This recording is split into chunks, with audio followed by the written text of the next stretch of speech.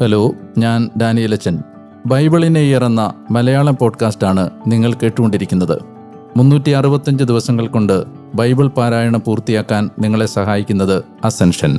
ഇവിടെ നാം ദൈവത്തിൻ്റെ സ്വരം വചനത്തിലൂടെ ശ്രവിച്ച് നമ്മുടെ ജീവിതത്തെ ദൈവത്തിൻ്റെ കണ്ണുകളിലൂടെ നോക്കിക്കാണാൻ പരിശ്രമിക്കുന്നു. ജെഫ് കെവിൻസിൻ്റെ the great adventure Bible timeline എന്ന റീഡിംഗ് പ്ലാൻ ഉപയോഗിച്ച് നാം ഉൽപ്പത്തി മുതൽ വെളിപാട് വരെയുള്ള 73 ഗ്രന്ഥങ്ങൾ വായിച്ച് ബൈബിളിലെ രക്ഷയുടെ കഥ എങ്ങനെ ഇതൾ വിരിയുന്നു എന്ന് മനസ്സിലാക്കുന്നു. ഒപ്പം ആ കഥയിൽ നമ്മളെങ്ങനെ ഉൾപ്പെട്ടിരിക്കുന്നുവെന്ന് തിരിച്ചറിയുകയും ചെയ്യുന്നു. വായനാ സഹായി ആവശ്യമുള്ളവർക്ക് BIYindia.com/മലയാളം എന്ന ലിങ്കിൽ ലഭ്യമാണ്. നമുക്ക് തുടങ്ങാം. ഞാൻ വായിക്കുന്നത് POC മലയാളം ബൈബിൾ പരിഷ്കരിച്ച വിവർത്തനത്തിൽ നിന്നാണ്. ഇന്ന് ദിവസം 7. ഇന്നത്തെ വായനയുടെ പാഠങ്ങൾ: ഉൽപ്പത്തിയുടെ പുസ്തകം 14, 15 അധ്യായങ്ങളും, ജോബിൻ്റെ പുസ്തകം 3, 4 അധ്യായങ്ങളും, സുഭാഷിതങ്ങൾ 1 അധ്യായം 8 മുതൽ 19 വരെയുള്ള വാക്യങ്ങളും. നാം വചനം വായിക്കുമ്പോൾ വചനം നമ്മെ വായിക്കുന്നു. ഉൽപ്പത്തി അധ്യായം 14. ഷീനാർ രാജാവായ അമ്രാഫേൽ, എല്ലാസർ രാജാവായ അരിയോക്ക്, ഏലാം രാജാവായ കെദാർ ലവോമർ, ഗോയിം രാജാവായ തിദാൽ എന്നിവർ തങ്ങളുടെ കാലത്ത് സോദോം രാജാവായ ബേറ, ഗൊമോറോ രാജാവായ ബീർഷ, അദമാ രാജാവായ ഷീനാബ്, സെബോയിം രാജാവായ ഷെമേബർ, ബേലായുടെ അതായത് സോവാറിൻ്റെ രാജാവ് എന്നിവരോട് യുദ്ധം ചെയ്തു. ഉപ്പുകടലായ സിദ്ദിമിൻ്റെ താഴ്വരയിൽ ഇവരെല്ലാം സഖ്യത്തിലായി. ഇവർ 12 വർഷം കെദോർ ലവോമറിനെ സേവിച്ചു. എന്നാൽ 13-ാം വർഷം അവർ കലാപമുയർത്തി. 14-ാം വർഷം കെദോർ ലവോമറും കൂടെയുണ്ടായിരുന്ന രാജാക്കന്മാരും ചെന്ന് അഷ്തേരോത്ത് കർണായിമിൽ റഫാബകളെയും, ഹാമിൽ സൂസിമുകളെയും, ഷാവേ കിരിയാത്തായിമിൽ ഏമീമുകളെയും, സെയിർ മലകളിൽ ഹോരികളെയും അടിച്ചമർത്തി. അവർ മരുഭൂമിയുടെ അതിർത്തിയിലുള്ള ഏൽപാരാൻ വരെ എത്തി. അവർ പിന്തിരിഞ്ഞ് എൻമിഷ്പാത്തിൽ അതായത് കാദേശിൽ ചെന്ന് അമലേക്കുകളുടെ നാട് മുഴുവനും നശിപ്പിച്ചു. ഒപ്പം ഹസസോൻ താമാറിൽ പാർത്തിരുന്ന അമോര്യരെയും. അപ്പോൾ സോദോം രാജാവ്, ഗൊമോറോ രാജാവ്, അദമാ രാജാവ്, സെബോയിം രാജാവ്, ബേലായിലെ അതായത് സോവാറിലെ രാജാവ് എന്നിവർ പുറപ്പെട്ട് സിദ്ദിമിൻ്റെ താഴ്വരയിൽ യുദ്ധത്തിനൊരുങ്ങി. ഏലാം രാജാവായ കെദോർ ലവോമർ, ഗോയിം രാജാവായ തിദാൽ, ഷീനാർ രാജാവായ അമ്രാഫേൽ, എല്ലാസർ രാജാവായ അരിയോക്ക് എന്നിവർക്കെതിരെ 4 രാജാക്കന്മാർ 5 പേർക്കെതിരെ. സിദ്ദിമിൻ്റെ താഴ്വര മുഴുവൻ കീല് നിറഞ്ഞ കുളങ്ങളായിരുന്നു. പിന്തിരിഞ്ഞോടിയപ്പോൾ സൊദോമിലെയും ഗൊമോറായിലെയും രാജാക്കന്മാർ അതിൽ വീണു. ശേഷിച്ചവർ മലയിലേക്ക് ഓടിപ്പോയി. സോദോമിലെയും ഗൊമോറായിലെയും സർവ്വസമ്പത്തും ഭക്ഷണ സാധനങ്ങളും അവർ കവർന്നുകൊണ്ടുപോയി. അബ്രാമിൻ്റെ സഹോദരപുത്രനായ ലോത്തിനെയും അവൻ്റെ സമ്പത്തോടുകൂടെ അവർ പിടിച്ചുകൊണ്ടുപോയി. അവനപ്പോൾ സോദോമിൽ പാർക്കുകയായിരുന്നു.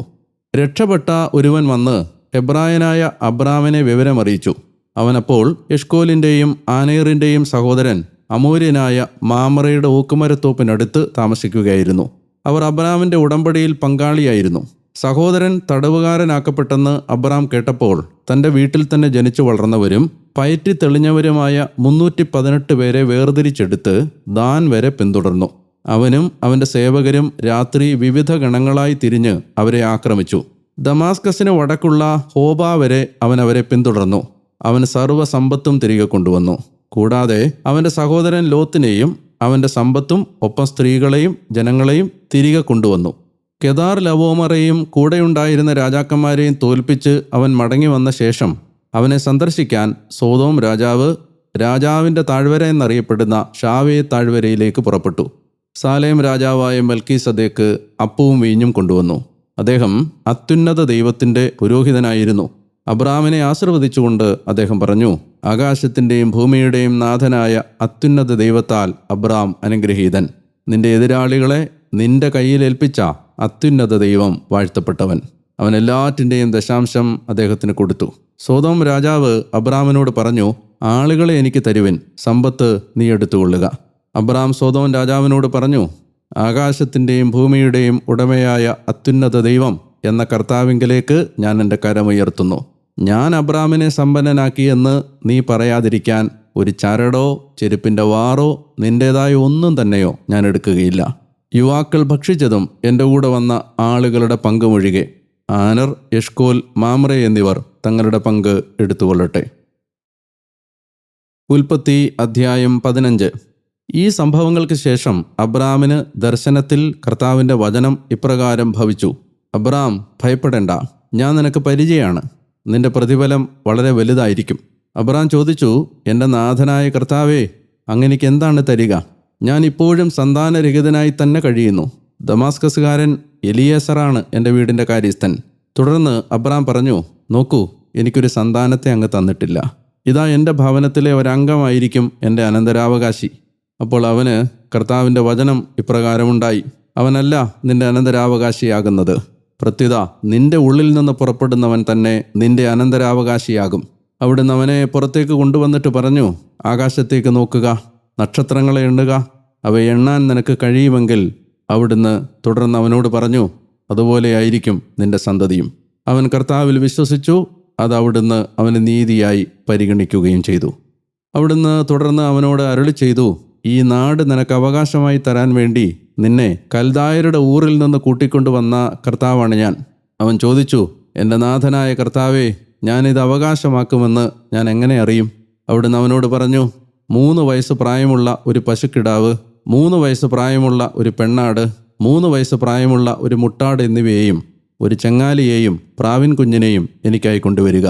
അവൻ അവയെല്ലാം അവിടുത്തേക്കായി കൊണ്ടുവന്ന് അവ നെടുകയെ പിളർന്ന് കഷണങ്ങൾ നേർക്കുനേർ വെച്ചു. എന്നാൽ പക്ഷികളെ അവൻ പിളർന്നില്ല. ജഡത്തിന്മേൽ റാഞ്ചൽ പക്ഷികൾ ഇറങ്ങി വന്നപ്പോൾ അബ്രാം അവയെ ആട്ടിയോടിച്ചു. സൂര്യൻ അസ്തമിച്ചുകൊണ്ടിരുന്നപ്പോൾ അബ്രാമിൻ്റെ മേൽ ഒരു ഗാഢനിദ്ര പതിച്ചു. ഇതാ, കൂരിരുളാർന്ന ഒരു ഭീതി അവൻ്റെ മേൽ നിബദിച്ചുകൊണ്ടിരുന്നു. അപ്പോൾ കർത്താവ് അബ്രാമിനോട് അരുളി ചെയ്തു: നീ ഇത് ഉറപ്പായും അറിഞ്ഞുകൊള്ളുക, നിന്റെ സന്തതി തങ്ങളുടേതല്ലാത്ത നാട്ടിൽ പ്രവാസികളായിരിക്കും. അവർ അക്കൂട്ടർക്ക് ദാസവേല ചെയ്യും. അവരാകട്ടെ 400 കൊല്ലം അവരെ കഷ്ടപ്പെടുത്തും. എന്നാൽ അവർ സേവിക്കുന്ന ജനതയെ ഞാൻ വിധിക്കും. അതിനുശേഷം ധാരാളം സമ്പത്തുമായി അവർ പുറത്തു വരും. നീ ആകട്ടെ സമാധാനത്തോടെ നിന്റെ പിതാക്കന്മാരോട് ചേരും. വാർദ്ധക്യ തികവിൽ നീ സംസ്കരിക്കപ്പെടും. 4-ാം തലമുറയിൽ അവർ ഇങ്ങോട്ട് തിരിച്ചു പോരും. എന്തെന്നാൽ അമോര്യരുടെ ദുഷ്ടത ഇനിയും പൂർത്തിയായിട്ടില്ല. സൂര്യൻ അസ്തമിച്ചപ്പോൾ കനത്ത അന്ധകാരമുണ്ടായി. ഇതാ, പുകയുന്ന തീച്ചൂളയും ജ്വലിക്കുന്ന തീനാളവും ആ കഷണങ്ങളുടെ നടുവിലൂടെ കടന്നുപോയി. ആ ദിവസം തന്നെ കർത്താവ് അബ്രാമുമായി ഇപ്രകാരം ഉടമ്പടി ചെയ്തു: നിന്റെ സന്തതിക്ക് ഈ നാട് ഞാൻ തന്നിരിക്കുന്നു. ഈജിപ്ത് നദി മുതൽ മഹാനദിയായ യൂഫ്രട്ടീസ് നദി വരെയുള്ള കേന്യർ, കെനീസ്യർ, കദ്മോന്യർ, ഹിത്യർ, പെരീസ്യർ, റഫായിം, അമോര്യർ, കാനാന്യർ, ഗിർഗാഷ്യർ, ജബൂസ്യർ എന്നിവരെ തന്നെ. ജോബ് അധ്യായം 3. അതിനുശേഷം ജോബ് അധരം തുറന്ന് തൻ്റെ ദിനത്തെ ശപിച്ചു. ജോബ് ഇങ്ങനെ പറഞ്ഞു: ഞാൻ ജനിച്ച ദിവസവും ഒരാൺകുട്ടി രൂപം കൊണ്ടിരിക്കുന്നുവെന്ന് പറഞ്ഞ രാത്രിയും നശിക്കട്ടെ. ആ ദിവസം അന്ധകാരമാകട്ടെ. ഉന്നതത്തിൽ നിന്ന് ദൈവം അതിനെ പരിഗണിക്കാതിരിക്കട്ടെ. വെളിച്ചം അതിൻ്റെ മേൽ ശോഭിക്കാതിരിക്കട്ടെ. അന്ധകാരവും മരണനിഴലും അതിനെ അവകാശപ്പെടുത്തട്ടെ. കാർമേഘം അതിനെ ആവരണം ചെയ്യട്ടെ. സൂര്യഗ്രഹങ്ങൾ അതിനെ ഭയപ്പെടുത്തട്ടെ. ആ രാത്രിയെ കൂരിരുൾ ഗ്രസിക്കട്ടെ. ആണ്ടുവട്ടത്തിലെ ദിവസങ്ങളിൽ അത് ചേരാതിരിക്കട്ടെ. മാസങ്ങളുടെ ഗണനത്തിൽ അത് വരാതിരിക്കട്ടെ. ആ രാത്രി ഇതാ വന്ധ്യമായി പോകട്ടെ. അതിൽ ആനന്ദഘോഷം കടക്കാതിരിക്കട്ടെ. ദിവസത്തെ ശപിക്കുന്നവർ അതിനെ ശപിക്കട്ടെ. ലെവിയാഥാനെ ഇളക്കിവിടാൻ കഴിവുള്ളവരാണല്ലോ അവർ. അതിൻ്റെ പ്രഭാത നക്ഷത്രങ്ങൾ ഇരുണ്ടുപോകട്ടെ. ഇല്ലാത്ത പ്രകാശത്തിനു വേണ്ടി അത് കാത്തിരിക്കട്ടെ. പുലരിയുടെ കൺപോളകളിൽ അത് ദൃശ്യമാകാതിരിക്കട്ടെ. എൻ്റെ മാതൃഗർഭവാതിൽ അതടച്ചില്ല. എൻ്റെ കണ്ണിൽ നിന്ന് ദുരിതം മറച്ചില്ല. എന്തുകൊണ്ടാണ് ഗർഭപാത്രത്തിൽ വെച്ച് തന്നെ ഞാൻ മരിക്കാതിരുന്നത്? ഉദരത്തിൽ നിന്ന് പുറത്തു വന്നപ്പോൾ തന്നെ ഞാൻ ഒടുങ്ങാതിരുന്നത്? മുഴങ്കാലുകൾ എന്നെ സ്വീകരിച്ചതെന്തിന്? എനിക്ക് കുടിക്കാൻ മുലപ്പാൽ എന്തിനായിരുന്നു? എങ്കിൽ ഞാൻ കിടന്നിപ്പോൾ ശാന്തി അടയുമായിരുന്നല്ലോ. അങ്ങനെ ഉറങ്ങി എനിക്ക് വിശ്രമിക്കാമായിരുന്നല്ലോ. നഷ്ടാവശിഷ്ടങ്ങൾ തങ്ങൾക്കായി പുനർനിർമ്മിച്ച രാജാക്കന്മാരോടും ഭൂമിയിലെ ഉപദേഷ്ടാക്കളോടുമൊപ്പം, അഥവാ സ്വർണമുള്ളവരും തങ്ങളുടെ വീടുകൾ വെള്ളി നിറച്ചവരുമായ പ്രഭുക്കന്മാരോടുമൊപ്പം, അഥവാ എന്തുകൊണ്ട് ഞാൻ മറവ് ചെയ്ത ചാപിള്ള പോലെ ആയില്ല, വെളിച്ചം കാണാത്ത ശിശുക്കളെപ്പോലെയും? അവിടെ ദുഷ്ടരുടെ ഉപദ്രവം അവസാനിക്കുന്നു. ക്ഷീണിതർ അവിടെ വിശ്രമം കൊള്ളുന്നു. തടവുകാർ ഒന്നുപോലെ അവിടെ സ്വസ്ഥത അനുഭവിക്കുന്നു. മേലാളന്മാരുടെ ആജ്ഞാസ്വരം അവർ കേൾക്കുന്നില്ല. ചെറിയവരും വലിയവരും അവിടെയുണ്ട്. അടിമ തൻ്റെ യജമാനനിൽ നിന്ന് സ്വതന്ത്രനാണ്. കഷ്ടപ്പെടുന്നവന് വെളിച്ചവും തപ്താത്മാവിന് ജീവിതവും എന്തിനു കൊടുക്കണം? അവർ മരണം വാഞ്ചിക്കുന്നു, എന്നാൽ അതൊട്ടില്ലതാനും. ഗുപ്തനിധികളെക്കാൾ അതിനെയാണ് അവർ തേടി നടക്കുന്നത്. ആനന്ദ കൊടുമുടിയിൽ സന്തോഷിക്കുന്നവർ ശവകുടീരം കണ്ടെത്തുന്നത് കൊണ്ടത്രേ ആഹ്ലാദിക്കുന്നത്. വഴി മറയ്ക്കപ്പെട്ട മനുഷ്യന് തൻ്റെ പിന്നിലായി ദൈവം വേലി കെട്ടിയവന് പിന്നെന്ത്? എൻ്റെ അപ്പത്തിന് മുമ്പിലെത്തുന്നത് എൻ്റെ നെടുവീർപ്പല്ലോ, ജലം പോലെ ഒഴുകുന്നത് എൻ്റെ ഞരക്കങ്ങളും. എന്തെന്നാൽ ഞാൻ ഭയപ്പെട്ടത് എനിക്ക് വന്നുകൂടുന്നു, ഞാൻ പേടിച്ചിരുന്നത് എനിക്ക് സംഭവിക്കുന്നു. എനിക്ക് സ്വസ്ഥതയില്ല, ശാന്തിയുമില്ല, എനിക്ക് വിശ്രമമില്ല, ഉപദ്രവം വന്നുകൊണ്ടുമിരിക്കുന്നു. ജോബ് അധ്യായം 4. അപ്പോൾ തേമാൻകാരനായ എലിഫാസ് മറുപടിയായി പറഞ്ഞു, ഒരു കാര്യം പറഞ്ഞാൽ നിനക്ക് പ്രയാസം തോന്നുമോ? എങ്കിലും മൗനം അവലംബിക്കാൻ ആർക്ക് കഴിയും? ഇതാ, നീ അനേകരെ ഉപദേശിച്ചിട്ടുണ്ട്, ദുർബലകരങ്ങളെ ശക്തിപ്പെടുത്തിയിട്ടുമുണ്ട്. കാലിടറിയവനെ നിന്റെ വാക്കുകൾ താങ്ങി നിർത്തി, മടങ്ങിയ മുട്ടുകൾ നീ ശക്തിപ്പെടുത്തി. എന്നാൽ ഇപ്പോൾ നിനക്കിത് സംഭവിച്ചപ്പോൾ നീ പരിക്ഷീണനായി, ഇത് നിന്നെ സ്പർശിച്ചപ്പോൾ നീ സംഭ്രാന്തനായി. നിന്റെ ഭക്തിയല്ലേ നിന്റെ ആത്മധൈര്യവും നിന്റെ പ്രത്യാശയും നിന്റെ വഴികളുടെ നിഷ്കളങ്കതയും? ഓർത്തു നോക്കൂ, ഏത് നിർദോഷിയാണ് നാശമടഞ്ഞിട്ടുള്ളത്? എവിടെയാണ് ധർമ്മിഷ്ഠർ തിരോഭവിച്ചിട്ടുള്ളത്? ഞാൻ കണ്ടിട്ടുള്ളതനുസരിച്ച് അനർത്ഥം ഒഴുകുന്നവരും കഷ്ടത വിതയ്ക്കുന്നവരും അത് തന്നെ കൊയ്യും. ദൈവത്തിൻ്റെ നിശ്വാസത്തിൽ അവർ നശിക്കുന്നു, അവിടുത്തെ കോപക്കാറ്റിൽ അവർ ഒടുങ്ങുന്നു. സിംഹത്തിൻ്റെ അലർച്ചയും മൃഗേന്ദ്രൻ്റെ ഗർജനവും യുവസിംഹങ്ങളുടെ ദംഷ്ട്രങ്ങളും അറ്റുപോയിരിക്കുന്നു. ശക്തനായ സിംഹം ഇരകിട്ടാതെ നശിക്കുന്നു, സിംഹിയുടെ കുട്ടികൾ ചിതറിക്കപ്പെടുന്നു. ഒരു വചനം രഹസ്യത്തിൽ എൻ്റെ പക്കലെത്തി, അതിൽ നിന്നുള്ള മർമ്മരം എൻ്റെ ചെവി പിടിച്ചെടുത്തു. ഗാഠനിദ്ര ആളുകളുടെ മേൽ പതിച്ചപ്പോൾ നിശാദർശനങ്ങൾ ഉണർത്തുന്ന അസ്വസ്ഥ ചിന്തകളാൽ ഭീതിയും ഞടുക്കവും എന്നെ പിടികൂടി. എൻ്റെ അസ്ഥികളാകെ പ്രകമ്പനം കൊണ്ടു. ഒരു ദേഹി എൻ്റെ മുഖം ഉരുമിക്കടന്നുപോയി, എൻ്റെ ശരീരം രോമാഞ്ചമണിഞ്ഞു. അത് നിശ്ചലമായപ്പോഴാകട്ടെ അതിൻ്റെ ദൃശ്യം ഞാൻ തിരിച്ചറിഞ്ഞില്ല. എൻ്റെ കൺമുമ്പിൽ ഒരു രൂപമുണ്ടായിരുന്നു, ഒരു നിശബ്ദത. അപ്പോൾ ഞാൻ ഒരു സ്വരം ശ്രവിച്ചു, മർത്യൻ ദൈവത്തെക്കാൾ നീതിമാനാകുമോ? മനുഷ്യൻ തൻ്റെ സ്രഷ്ടാവിനേക്കാൾ ശുദ്ധിയുള്ളവനാകുമോ? നോക്കൂ, തൻ്റെ ദാസരിലും അവിടുത്തേക്ക് വിശ്വാസമില്ല, തൻ്റെ ദൂതരിൽ പോലും അവിടുന്ന് കുറ്റം ആരോപിക്കുന്നു. അങ്ങനെ തന്നെയാണ് കളിമൺപുരകളിൽ വസിക്കുന്ന പൊടിയിൽ തങ്ങളുടെ അടിസ്ഥാനമുള്ള ചിതലിനേക്കാൾ മുമ്പേ ചതഞ്ഞരയുന്നവരുടെ കാര്യവും.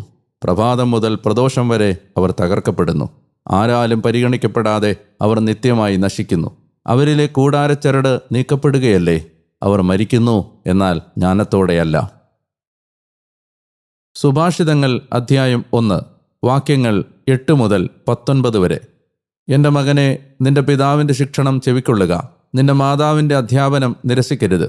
എന്തെന്നാൽ അവ നിന്റെ ശിരസിന് കൃപാലങ്കാരവും കണ്ഠത്തിന് പതക്കങ്ങളുമത്രേ. എൻ്റെ മകനെ, പാപികൾ നിന്നെ പ്രലോഭിപ്പിച്ചാൽ നീ വഴങ്ങരുത്. അവർ പറഞ്ഞേക്കാം, ഞങ്ങളോടൊത്ത് വരിക, രക്തത്തിനു വേണ്ടി നമുക്ക് പതിയിരിക്കാം. കാരണമില്ലെങ്കിലും നിഷ്കളങ്കനു വേണ്ടി നമുക്ക് കെണിയൊരുക്കാം. പാതാളം പോലെ നമുക്കവരെ ജീവനോടെ വിഴുങ്ങാം. ഗർത്തത്തിൽ പതിക്കുന്നവരെ പോലെ അവർ ശുദ്ധന്മാരാണ്. വിലയേറിയ വിഭവം മുഴുവൻ നമ്മൾ കണ്ടെത്തും. കൊള്ള മുതൽ കൊണ്ട് നമ്മുടെ വീടുകൾ നിറയ്ക്കും. നിന്റെ നറുക്ക് നമുക്കിടയിൽ നീ വീഴ്ത്തണം. നമുക്കെല്ലാവർക്കുമായി ഒരു പണസഞ്ചി ഉണ്ടായിരിക്കട്ടെ. എൻ്റെ മകനെ, നീ അവരുടെ വഴിയെ കൂടെ നടക്കരുത്. അവരുടെ പാതയിൽ നിന്ന് നിന്റെ കാൽ പിൻവലിക്കുക. അവരുടെ കാലുകൾ തിന്മയ്ക്കാണല്ലോ പായുന്നത്. ചോര ചിന്താൻ അവർ വെമ്പൽ കൊള്ളുന്നു. ഏതൊരു പക്ഷിയും കാൺകെ വലവിരിക്കുന്നത് വെറുതെയാണല്ലോ. ഇവർ പതിയിരിക്കുന്നത് തങ്ങളുടെ തന്നെ രക്തത്തിനു വേണ്ടിയാണ്. സ്വന്തം ജീവന് തന്നെ അവർ കെണിവെക്കുന്നു. ഇങ്ങനെയാണ് അന്യായമായി നേട്ടം കൊയ്യുന്ന ആരുടെയും മാർഗങ്ങൾ. അവൻ തൻ്റെ യജമാനന്മാരുടെ ജീവനെടുക്കും. പ്രിയപ്പെട്ടവരെ, ഒരു നിമിഷം വായിച്ചു കേട്ട വചനത്തിൻ്റെ ആന്തരിക അർത്ഥങ്ങളിലേക്ക് കടക്കാൻ ദൈവത്തിൻ്റെ ആത്മാവ് നമ്മെ സഹായിക്കുന്നതിന് നമുക്ക് പ്രാർത്ഥിക്കാം. കർത്താവായ ദൈവമേ, വചനത്തിലൂടെ വീണ്ടും അങ്ങ് ഞങ്ങളോട് ഇടപെടുന്നതിന് അങ്ങേക്ക് ഞങ്ങൾ നന്ദി പറയുന്നു. പ്രത്യേകിച്ച് ഇന്ന് ഞങ്ങൾ വായിച്ച വചനഭാഗങ്ങളിലൂടെ അബ്രഹാമിൻ്റെ ജീവിതത്തിൻ്റെ വളരെ നിർണായകമായ ഒരു ഘട്ടത്തെ മനസ്സിലാക്കാൻ സഹായിക്കുന്നതിന് നന്ദി പറയുന്നു. ഞങ്ങളെ അനുഗ്രഹിക്കുന്ന അങ്ങയുടെ സാന്നിധ്യം നിത്യപുരോഹിതനായ ഈശോയിലൂടെ എല്ലാ കാലത്തേക്കും അങ്ങ് തുടരുന്നതിന് ഞങ്ങളങ്ങേ മഹത്വപ്പെടുത്തുന്നു. സഹനങ്ങളുടെ നടുവിലും ദൈവത്തെ ഏറ്റുപറഞ്ഞ ജോബിനെ പോലെ ഞങ്ങളും അങ്ങയുടെ സാന്നിധ്യത്തെ ഏറ്റുപറയാൻ സഹായിക്കണം എന്ന് പ്രാർത്ഥിക്കുന്നു. എല്ലാ മഹത്വവും അങ്ങയുടെ പാദത്തിൽ വച്ച് ഞങ്ങളങ്ങേ ആരാധിക്കുന്നു. ആമേൻ. പ്രിയപ്പെട്ടവരെ, നമ്മളിന്ന് ഉൽപ്പത്തി പുസ്തകം 14, 15 വായിക്കുമ്പോൾ ഒരു കാര്യം നിങ്ങളുടെ ശ്രദ്ധയിൽ മറക്കാതെ ഉണ്ടാകണം എന്ന് ആഗ്രഹിക്കുന്നു. അതായത്, നമ്മളിപ്പോൾ നമ്മുടെ വായനാ പദ്ധതിയിൽ എത്തി നിൽക്കുന്നത് പൂർവ്വപിതാക്കന്മാരുടെ കാലഘട്ടത്തിലെ അബ്രഹാമിൻ്റെ ജീവിത സംഭവങ്ങളിലൂടെയാണ്. നമ്മുടെ വായനാ പദ്ധതിയിലെ 2ാമത്തെ ഭാഗമാണ് പേട്രിയാർക്കൽ പീരീഡ്. പൂർവ്വപിതാക്കന്മാരുടെ കാലഘട്ടം. അതിൽ ഏറ്റവും വിശ്വസ്തനായ പൂർവ്വപിതാവ് അബ്രഹാമിൻ്റെ ജീവിതയാത്രയിലൂടെ നാം കടന്നു പോവുകയാണ്. കഴിഞ്ഞ എപ്പിസോഡിൽ നമ്മൾ ഈ രണ്ടാം ഘട്ടം, ഈ പൂർവ്വപിതാക്കന്മാരുടെ ഘട്ടം ആരംഭിച്ചു. അത് 2200 BC മുതൽ 1800 BC വരെയുള്ള കാലഘട്ടങ്ങളിലെ ദൈവിക സംഭവങ്ങളാണ് ചർച്ച ചെയ്യുന്നത്. പ്രധാനമായും അബ്രഹാം വാഗ്ദത്ത നാട്ടിലേക്കുള്ള ദൈവസ്വരം കേട്ട് അബ്രഹാം നടത്തുന്ന യാത്രയാണ് ഇതിൻ്റെ പ്രതിപാദന വിഷയം. നമ്മൾ കഴിഞ്ഞ പ്രാവശ്യം കണ്ടത് ലോത്ത് അബ്രഹാമുമായി വേർപിരിയുന്ന സംഭവമാണ് 13-ാമത്തെ അധ്യായത്തിൽ. ലോത്തിന് ഇഷ്ടപ്പെട്ട സ്ഥലം തിരഞ്ഞെടുക്കാനുള്ള അവകാശം അബ്രഹാം നൽകുന്നു. അങ്ങനെ ലോത്ത് തിരഞ്ഞെടുത്ത സ്ഥലം ഫലഭൂയിഷ്ടമായ സോദോം ഗൊമോറ ആയിരുന്നു. എന്നാൽ അത്യാഗ്രഹത്തിൻ്റെ കണ്ണുകളിലൂടെ ഒരു ബന്ധം വിടർത്തി യാത്ര ചെയ്യുന്ന സഹോദരപുത്രനായ ലോത്ത് തിരഞ്ഞെടുക്കുന്ന സ്ഥലം അദ്ദേഹത്തിന് ഉപകരിച്ചില്ല എന്ന് നാം മനസ്സിലാക്കുന്നു. അദ്ദേഹത്തിൻ്റെ ജീവിതത്തിൻ്റെ ക്ലേശകരമായ ഒരു അധ്യായം തുടങ്ങുന്നത് സോദോം ഗൊമോറ ഒരു യുദ്ധത്തിൽ അകപ്പെടുമ്പോഴാണ്. യുദ്ധത്തടവുകാരായി പിടിച്ചുകൊണ്ടു പോകപ്പെട്ട ആളുകളുടെ കൂട്ടത്തിൽ ലോത്തും കുടുംബാംഗങ്ങളും ഉണ്ടെന്ന് അബ്രഹാം മനസ്സിലാക്കുന്നു. തൻ്റെ കുടുംബത്തിൽ വളർന്ന പയറ്റിത്തെളിഞ്ഞ കായിക അഭ്യാസികളായ കുറേ ആളുകളുമായി അബ്രഹാം ലോത്തിനെ വീണ്ടെടുക്കാൻ യാത്ര ചെയ്യുന്നതും ആ യുദ്ധത്തിൽ ദൈവം അവരെ സഹായിച്ച് ലോത്തിനെ വീണ്ടെടുത്ത് മടങ്ങി വരികയും ചെയ്യുന്ന പശ്ചാത്തലത്തിൽ മർമ്മപ്രധാനമായ ഒരു സംഭവം നമ്മൾ കാണുകയാണ്. അത് സാലേമിലെ രാജാവായ നീതിയുടെ രാജാവെന്ന് തൻ്റെ പേരിനർത്ഥമുള്ള മൽക്കീസദേക്ക്, അത്യുന്നതനായ ദൈവത്തിൻ്റെ പുരോഹിതനായിരുന്നു എന്ന് ബൈബിൾ പരിചയപ്പെടുത്തുന്ന മൽക്കീസദേക്ക് ഈ മടങ്ങിവരവിൽ അപ്പവും വീഞ്ഞുമായി വന്ന് അബ്രഹാമിനെ അനുഗ്രഹിക്കുന്ന ഒരു ഭാഗം നാം കാണുകയാണ്. പല കാരണങ്ങൾ കൊണ്ട് തന്ത്രപ്രധാനമായ മർമ്മപ്രധാനമായ ഒരു ഭാഗമാണിത്. ഒന്നാമത്തേത്, പല റബ്ബിമാരും ഈ ഭാഗം വ്യാഖ്യാനിക്കുമ്പോൾ വിശ്വസിച്ചിരുന്ന ഒരു പ്രധാനപ്പെട്ട കാര്യമുണ്ട്. മൽക്കീസദേക്ക് എന്ന് പറയുന്നത് നോഹയുടെ മൂത്ത മകനായ ഷേമായിരുന്നു എന്ന് പല റബ്ബിമാരും വിശ്വസിക്കുന്നു. ഷേമിൻ്റെ ആയുസിൻ്റെ ദൈർഘ്യം കണക്കിലെടുത്താൽ ഇത് വിശ്വസനീയമായ ഒരു വ്യാഖ്യാനമായി കാണാവുന്നതാണ്. മറ്റു ചില ബൈബിൾ പണ്ഡിതന്മാരുടെ അഭിപ്രായത്തിൽ ഇത് ഷേമായിരിക്കില്ലെങ്കിൽ ഷേമിൻ്റെ സന്തതികളിൽ ആരെങ്കിലും ആകാം എന്നൊരഭിപ്രായം ഉണ്ടാവുന്നുണ്ട്. എന്തുമാവട്ടെ, ബൈബിളിൻ്റെ മൊത്തത്തിലുള്ള ഒരു ത്രെഡുമായി ചേർത്ത് വായിച്ചു പോകുമ്പോൾ തീർച്ചയായും അബ്രഹാമിൻ്റെ പൂർവ്വപിതാവായിരുന്ന ഷേമോ ഷേമിൻ്റെ സന്തതി പരമ്പരകളിൽ ആരെങ്കിലുമോ ദൈവം നൽകിയ അനുഗ്രഹത്തിൻ്റെ കൈവഴികൾ കൈമോശം വരാതെ കാത്തു സൂക്ഷിച്ച ആരോ ഒരാൾ മൽക്കീസദേക്ക് എന്ന ഈ വ്യക്തിയായി നമ്മുടെ മുമ്പിൽ അവതരിപ്പിക്കപ്പെടുകയാണ്. നിത്യപുരോഹിതനായ യേശുവിൻ്റെ നിഴലായിട്ടാണ് എബ്രായ ലേഖനം മൽക്കീസദേക്കിനെ അവതരിപ്പിക്കുന്നത്. ക്രിസ്തു പുരോഹിതനായിരിക്കുന്നത് മൽക്കീസദേക്കിൻ്റെ ക്രമപ്രകാരമെന്ന് 110-ാം സങ്കീർത്തനവും എബ്രായ ലേഖനവും നമുക്ക് പറഞ്ഞു തരുന്നു. 15-ാമത്തെ അധ്യായത്തിൽ നാം കാണുന്നത് മറ്റൊരു വളരെ പ്രധാനപ്പെട്ട സംഭവമാണ്. അബ്രഹാമുമായി ദൈവം ഒരു ഉടമ്പടിയിൽ ഏർപ്പെടുകയാണ്. അബ്രഹാമിൻ്റെ എല്ലാ കാലത്തെയും സങ്കടങ്ങളിൽ ഒന്നായിരുന്നു തനിക്ക് ഒരു അനന്തരാവകാശി ഉണ്ടായിരുന്നില്ല എന്നുള്ളത്. ഭൃത്യനായ എലിയാസറായിരിക്കും തൻ്റെ വീടിൻ്റെ അവകാശി എന്ന് പരാതിപ്പെടുന്ന അബ്രഹാമിനോട് ദൈവം പുറത്തേക്ക് വരാൻ ആവശ്യപ്പെടുകയും ആകാശത്തിലെ നക്ഷത്രങ്ങളെ എണ്ണിത്തിട്ടപ്പെടുത്താൻ കഴിയാത്തതുപോലെ എണ്ണിത്തീർക്കാനാവാത്ത സന്താന പരമ്പരകൾ നിനക്കുണ്ടാകുമെന്ന് വാഗ്ദാനം നൽകുകയും ചെയ്യുന്നു. ഈ ഭാഗം വായിക്കുമ്പോഴെല്ലാം നമ്മുടെ മനസ്സിൽ സ്വാഭാവികമായും ഉണ്ടാകാൻ സാധ്യതയുള്ള ഒരു അസംഷൻ ഇത് രാത്രിയിൽ സംഭവിച്ചതാകാം എന്നുള്ളതാണ്. സത്യത്തിൽ രാത്രിയിലല്ല ഇത് സംഭവിക്കുന്നത്.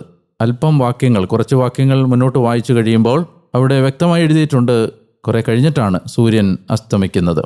അതിൻ്റെ അർത്ഥം നക്ഷത്രങ്ങളെ നോക്കാൻ അബ്രഹാമിനെ ദൈവം വിളിച്ചിറക്കുന്നത് ഒരു ബ്രോഡ് ഡേ ലൈറ്റിലാണ്, കൃത്യമായ പകൽ വെളിച്ചത്തിലേക്കാണ്. അപ്പോൾ നമുക്ക് കാര്യങ്ങൾ വ്യക്തമാകുന്നു. അബ്രഹാം ഒരു നക്ഷത്രത്തെയും കണ്ടിട്ടുണ്ടാവാനിടയില്ല. മുകളിൽ ആകാശത്തിലേക്ക് നോക്കുമ്പോൾ ആ തെളിഞ്ഞ ആകാശത്തിൽ ഒരു നക്ഷത്രവും കാണാത്ത അബ്രഹാം വിശ്വസിച്ചു എന്ന് പറയുകയും ആ വിശ്വസിച്ചത് അവന് നീതീകരണമായി മാറി എന്ന് ബൈബിൾ എഴുതുകയും ചെയ്തിരിക്കുന്നു. അപ്പോൾ എന്താണ് ഇതിൽ നിന്ന് മനസ്സിലാക്കുന്നത്? ദൈവത്തെ അബ്രഹാം വിശ്വസിച്ചത് നക്ഷത്രങ്ങൾ കണ്ടതുകൊണ്ടല്ല, മറിച്ച് അബ്രഹാമിനൊരു കാര്യം അറിയാം. ഈ ആകാശത്തിൽ നക്ഷത്രങ്ങളെ ഈ നട്ടുച്ചയ്ക്ക് ഈ പകൽ വെളിച്ചത്തിൽ ഞാൻ കാണുന്നില്ലെങ്കിലും ദൈവമായ കർത്താവെ, അങ്ങ് ആ നക്ഷത്രങ്ങളെ കാണുന്നുണ്ട്. ഭാവിയിൽ എനിക്കും എൻ്റെ ജനതയ്ക്കും എൻ്റെ അനന്തരാവകാശികൾക്കും സംഭവിക്കാൻ പോകുന്നത് എനിക്ക് കാണാൻ കഴിയുന്നില്ലെങ്കിലും ഞാൻ കാഴ്ചയാലല്ല വിശ്വാസത്താലാണ് മുന്നോട്ട് നീങ്ങുന്നത്. ഞാൻ കാണുന്നില്ലെങ്കിലും അങ്ങ് കാണുന്നുണ്ട്. അങ്ങ് കാണുന്നത് ഞാൻ വിശ്വസിക്കുന്നു. ഇതിനുശേഷമാണ് അബ്രഹാമിനോട് ഉടമ്പടിയുടെ ഒരു അടയാളമായി, ഉടമ്പടി ഉറപ്പിക്കുന്നതിൻ്റെ സൂചനയായി മൃഗങ്ങളെ കൊണ്ടുവരാൻ ആവശ്യപ്പെടുന്നതും ദൈവം ആവശ്യപ്പെട്ട പ്രകാരം അബ്രഹാം മൃഗങ്ങളെ കൊണ്ടുവന്ന് 2 കഷണങ്ങളായി പിളർന്ന് അതിൻ്റെ നടുവിൽ ഊറി ഒഴുകുന്ന ആ രക്തത്തിന് മുകളിലൂടെ ദൈവത്തിൻ്റെ ജ്വാല കടന്നു പോവുകയും ചെയ്യുന്നത്.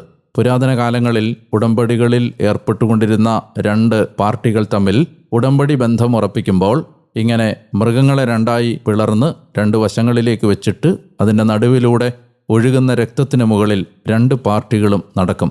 ഈ ഉടമ്പടിയിൽ ഏർപ്പെടുന്ന 2 വ്യക്തികളോ കുടുംബങ്ങളോ ആ രക്തത്തിനു മീതെ നടക്കും. അത് സൂചിപ്പിച്ചിരുന്നത് ഈ ഉടമ്പടിയുടെ വ്യവസ്ഥകളിൽ നിന്ന് ഇതിൽ ഒരാൾ പുറകോട്ട് പോയാൽ ഈ പിളർന്നിട്ടിരിക്കുന്ന മൃഗങ്ങൾക്ക് സംഭവിച്ചത് അവർക്കും സംഭവിക്കും.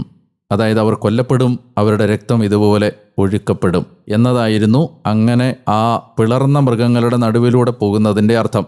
ഇവിടെ നാം കാണുന്നു, അബ്രാഹത്തോട് ദൈവം ഈ മൃഗങ്ങൾക്ക് നടുവിലൂടെ, അതിൻ്റെ കഷ്ണങ്ങൾക്ക് നടുവിലൂടെ പോകാൻ ആവശ്യപ്പെടുന്നില്ല. ദൈവമാണ് കടന്നു പോകുന്നത്. അതിൻ്റെ അർത്ഥം അബ്രഹാമുമായി ചെയ്ത ഉടമ്പടിയുടെ പ്രത്യേകത അത് നിത്യമായൊരു ഉടമ്പടിയാണ്. ദൈവം പറയുന്നു, നീ അവിശ്വസ്തനായിരുന്നാലും, നീ ഈ ഉടമ്പടി വ്യവസ്ഥകളിൽ നിന്ന് പുറകോട്ട് പോയാലും ഞാൻ അതിൽ പുറകോട്ട് പോവുകയില്ല. ഇത്രമാത്രം ദൈവം മാറ്റമില്ലാത്ത ഒരു വാഗ്ദാനം നൽകി അബ്രഹാമിനെ അനുഗ്രഹിക്കുന്നു. ഇനി ഭാവിയിൽ നടക്കാൻ പോകുന്ന കാര്യങ്ങൾ അബ്രഹാമിന് വെളിപ്പെടുത്തി കൊടുക്കുന്നതോടുകൂടി ഈ 15-ാം അധ്യായം അവസാനിക്കുകയാണ്. നമ്മൾ ജോബിൻ്റെ പുസ്തകത്തിൽ നിന്നുകൂടി വായിച്ചു. അതിലെ 2-ാം അധ്യായം അവസാനിച്ചപ്പോൾ ജോബിൻ്റെ സ്നേഹിതന്മാരായ എലിഫാസും ബിൽദാദും സോഫാറും 7 രാത്രിയും 7 പകലും ജോബിൻ്റെ സങ്കട സാഹചര്യങ്ങൾക്ക് മുമ്പിൽ ജോബിൻ്റെ കൂടെ നിന്നതായി നാം വായിക്കുന്നു. അതിനുശേഷം വേദനാജനകമായ ജോബിൻ്റെ വാക്കുകളാണ് 3-ാം അധ്യായത്തിൽ. പരാതിയും ശാപവും നിരാശയും ദുഃഖവും ആകുലതയും എല്ലാം ഉൾക്കൊള്ളുന്ന ജോബിൻ്റെ ആ വിലാപം നമ്മുടെ ഉള്ളുലയ്ക്കുന്നതാണ്. വേദനയിലൂടെ കടന്നു പോകുന്ന ഏത് മനുഷ്യൻ്റെയും ഹൃദയത്തിൽ കടന്നു വരാനിടയുള്ള നിരാശ ബാധിച്ച വാക്കുകളാണ് അത്. എന്നാൽ ആ ജോബിൻ്റെ പ്രസ്താവനകൾക്ക് ശേഷം എലിഫാസ് സംസാരിക്കുന്നു. അദ്ദേഹം പറയുന്നത്, നിന്റെ വേദനകൾ, നീ കടന്നു പോകുന്ന സഹനങ്ങൾ ഒരുപക്ഷേ നിന്റെ പാപത്തിൻ്റെ ഫലമാകാം. ഈ പ്രഭാഷണത്തിൽ എലിഫാസ് പറയാൻ ആഗ്രഹിക്കുന്ന വളരെ പ്രധാനപ്പെട്ടൊരു കാര്യം, ഒരു വ്യക്തി പോലും നീതിമാനില്ല, ഒരാൾ പോലും നീതിമാനാണെന്ന് പറയാൻ അയാൾക്ക് കഴിയില്ല. പാപമില്ലാത്തവരായി ആരുമില്ല. അദ്ദേഹം ജോബിനെ ഉപദേശിക്കുന്നത്, നിന്റെ ദൈവഭക്തി നിനക്ക് ബലം പകരണം എന്നാണ്. നീ ഒരു ഭക്തനാണ്. ഈ നിരാശ ബാധിച്ച, ഈ അന്ധകാരം ബാധിച്ചിരിക്കുന്ന, ഈ ഇരുട്ട് നിറഞ്ഞിരിക്കുന്ന, എല്ലാം നഷ്ടപ്പെട്ടു നീ ചിന്തിക്കുന്ന ഈ നിമിഷങ്ങളിൽ നിന്റെ ദൈവഭക്തി നിനക്ക് ബലം പകരണം. എലിഫാസ് ജോബിനോട് പറയാൻ ആഗ്രഹിക്കുന്നത്, നീ നിന്റെ പുണ്യങ്ങളിൽ ആശ്രയിക്കുന്നതിന് പകരം നീ ആശ്രയിക്കുന്ന, നിന്റെ ഭക്തി നിന്നെ പഠിപ്പിച്ച നിന്റെ ദൈവത്തിൽ ആശ്രയിക്കുക. നമ്മുടെയും ദുഃഖങ്ങളുടെയും വേദനകളുടെയും നടുവിൽ നമ്മുടെ കഴിവുകളിലോ പുണ്യങ്ങളിലോ നമ്മുടെ നന്മകളിലോ ആശ്രയിക്കുന്നതിന് പകരം എല്ലാം കാണുന്ന, ആരംഭവും അവസാനവും വ്യക്തമായി അറിയാൻ കഴിയുന്ന ദൈവത്തിൽ ആശ്രയിക്കാൻ ഒരു സൂചന നൽകിക്കൊണ്ടാണ് എലിഫാസിൻ്റെ പ്രഭാഷണം അവസാനിക്കുന്നത്. ഈ വചന വായനയിൽ പങ്കെടുത്ത നിങ്ങൾ ഓരോരുത്തരെയും ദൈവം അനുഗ്രഹിക്കട്ടെ എന്ന് ഞാൻ പ്രത്യേകം പ്രാർത്ഥിക്കുന്നു. ഇത് നിങ്ങൾ കേട്ടുകൊണ്ടിരിക്കുന്ന പ്ലാറ്റ്ഫോം നിങ്ങൾ സബ്സ്ക്രൈബ് ചെയ്താൽ മുടക്കമില്ലാതെ നിങ്ങൾക്ക് ഈ വചന വായനയിൽ പങ്കെടുക്കാൻ കഴിയും. നാളെ വീണ്ടും ഈ വചന ശബ്ദത്തിലൂടെ നിങ്ങളുടെ അടുത്തേക്ക് എത്തും വരെ ഞാൻ നിങ്ങൾക്ക് വേണ്ടി പ്രാർത്ഥിച്ചുകൊണ്ടേയിരിക്കുന്നു. അതുവരെ സ്നേഹിക്കാനും പ്രാർത്ഥിക്കാനും നമ്മുടെ കർത്താവിനെ പങ്കുവെക്കാനും ഒരു നല്ല ദിവസം നിങ്ങൾക്ക് നേർന്നുകൊണ്ട് ഞാൻ ഡാനിയേൽ അച്ചൻ. മഹത്വം ഈശോയ്ക്ക് മാത്രം. Bye bye. God bless you.